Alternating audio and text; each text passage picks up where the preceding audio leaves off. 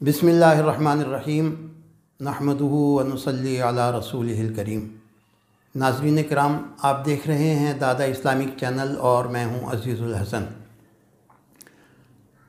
آج کی ویڈیو میں سوشل میڈیا پر گردش کرتی ہوئی ایک پوسٹ کے بارے میں بات ہوگی۔ یہ پوسٹ شیخ الحدیث مولانا زکریا علیہ الرحمہ کے حوالے سے ہے اور اس میں ایک واقعہ نقل کیا گیا ہے فضائل درود سے۔ شیخ الحدیث مولانا زکریا علیہ الرحمہ نے اس کتاب میں یہ درج کیا ہے کہ میں نے 10 سال کی عمر میں قصہ یوسف و زلیخا اپنے والد سے پڑھی، 10 سال کی عمر میں۔ اس کتاب کے یہ ملا جامی کی لکھی ہوئی کتاب ہے اور اس کے شروع میں ایک نعت ہے جو ملا جامی سے ہی منسوب ہے۔ اس کتاب کو پڑھاتے ہوئے شیخ الحدیث کے والد نے انہیں ایک واقعہ سنایا۔ وہ یوں ہے کہ ملا جامی نے جب وہ نعت کہی جو اس میں کتاب میں درج ہے، تو اس کے بعد وہ حج کرنے کے لیے تشریف لے گئے اور وہاں سے جب مدینے کی طرف عازم سفر ہوئے تو امیر مکہ کو خواب میں حضور صلی اللہ علیہ وسلم کی زیارت ہوئی اور آپ نے منع فرمایا کہ اس شخص کو مدینے مت آنے دو، اور مختصر یوں کہ انہوں نے ان کو پکڑ کے امیر مکہ نے ان کو جیل میں ڈال دیا۔ تو پھر ان کو زیارت ہوئی حضور صلی اللہ علیہ وسلم کی اور انہوں نے فرمایا کہ یہ تو عاشق رسول ہے، اور میں نے اس لیے اس کو منع کیا تھا کہ کہیں ایسا نہ ہو کہ یہ آئے تو پھر مجھے دست مبارک باہر نکالنا پڑے اس سے مصافحہ کرنے کے لیے۔ تو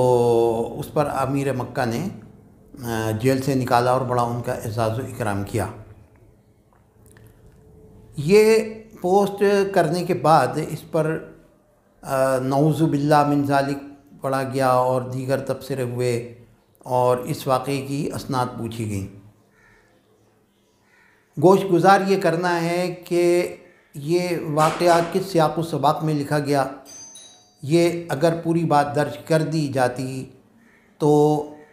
یہ جو ایک شکوک و شبہات جنم لیتے ہیں وہ نہ لیتے۔ پورا واقعہ یوں ہے کہ شیخ الحدیث فرماتے ہیں کہ جب میں فضائل درود لکھ رہا تھا تو مجھے کچھ خواب وغیرہ اس قسم کے آئے جس میں مجھے حکم یہ دیا گیا تھا کہ اس کتابچے کے اندر قصیدہ ضرور درج کرنا۔ اب یہ کہتے ہیں کہ میں اس الجھن میں پڑ گیا کہ یہ کون سے قصیدے کا تذکرہ ہے۔ اس کے ساتھ ہی اس واقعے کی طرف میرا ذہن منتقل ہوا جو بچپن میں نے اپنے والد سے سنا تھا، اور چونکہ وہ قصیدہ بھی بہت عمدہ ہے تو یہ خیال ہوا کہ شاید یہ اشارہ ہے کہ اس قصیدے کو درج کیا جائے۔ اس تناظر میں انہوں نے یہ واقعہ درج کیا کہ اس طریقے سے ہوا، اور یہ واقعہ لکھنے کے بعد انہوں نے جو بات لکھی وہ یہ ہے کہ اگر کوئی صاحب انہیں یہ واقعہ کسی کتاب میں ملے اور میری زندگی میں مل جائے تو مجھے اس سے ضرور مطلع فرمائیں، اور اگر میرے مرنے کے بعد ملے تو اس کتاب کے حاشیے میں اس کا حوالہ درج کر دیا جائے۔ مزید یہ کہ انہوں نے یہ واقعہ، اب دیکھیں نا، یہ سوال پیدا ہوتا ہے کہ یہ واقعہ درج ہی کیوں کیا گیا جبکہ یہ غیر مستند ہے؟ تو اس کی وجہ انہوں نے لکھی ہے وہاں پر کہ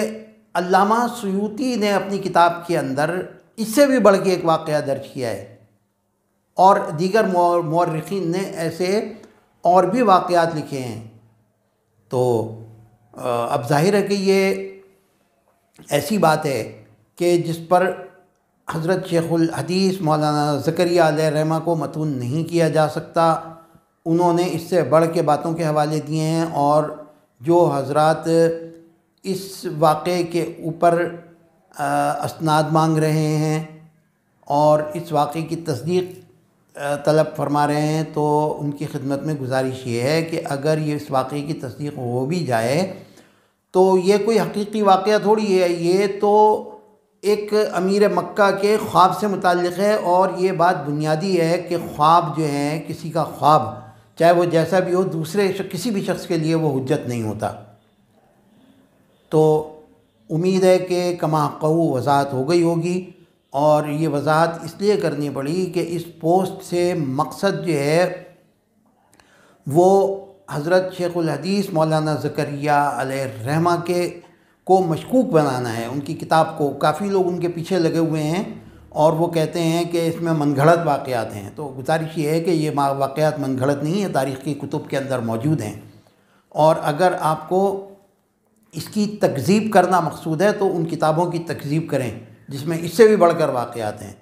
وآخر دعوانا ان الحمد للہ رب العالمین۔